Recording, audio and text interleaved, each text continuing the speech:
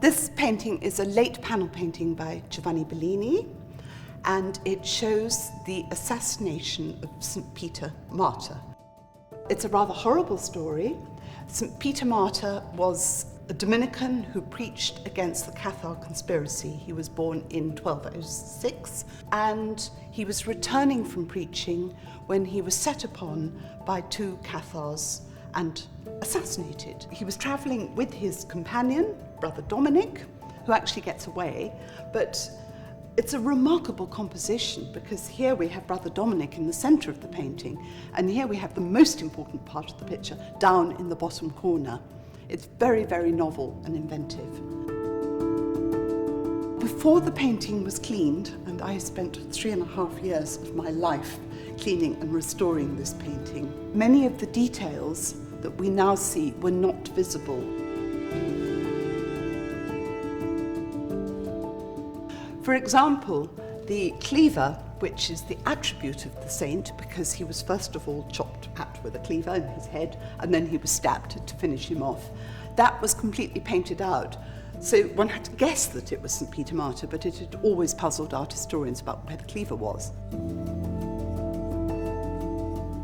And actually another rather wonderful detail, a pretty modern detail, that was uncovered are the ragged knees of the woodsman. But also the two figures of woodcutters had previously been very mysterious. In 1500, a collection of the miracles of the saint was published, and I think Bellini or whoever commissioned this painting must have known it, because the miracle was that a Cathar nobleman in Milan sent his servant out to chop wood on the day of the canonization of St. Peter Martyr. And the servant was very unhappy about this, and he prayed on his way to the wood that God would grant a miracle, which he did, because when he chopped the wood, the trees began to bleed.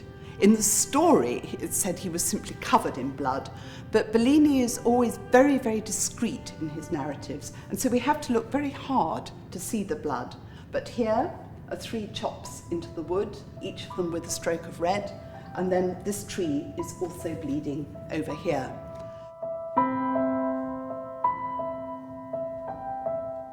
Everything else in the painting seems to be nothing to do with the story. They're going on with their lives totally oblivious of the horrible episode that's happening in the foreground.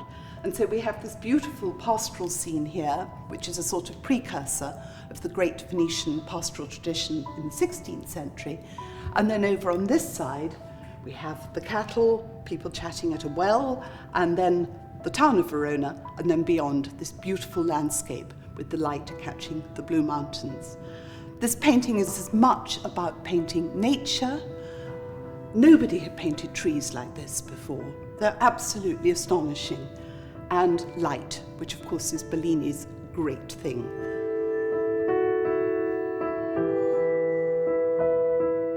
Now this is exactly the sort of thing that the young Titian, who clearly knew this painting and admired it enormously, took up in his work. And indeed, I don't think he ever forgot this picture. The shaft of light that runs behind the trees is something that appears in his work throughout his career, even in his very last paintings, like The Death of Actium here, the National Gallery. He's still remembering this picture, and many other Venetian artists must have seen it.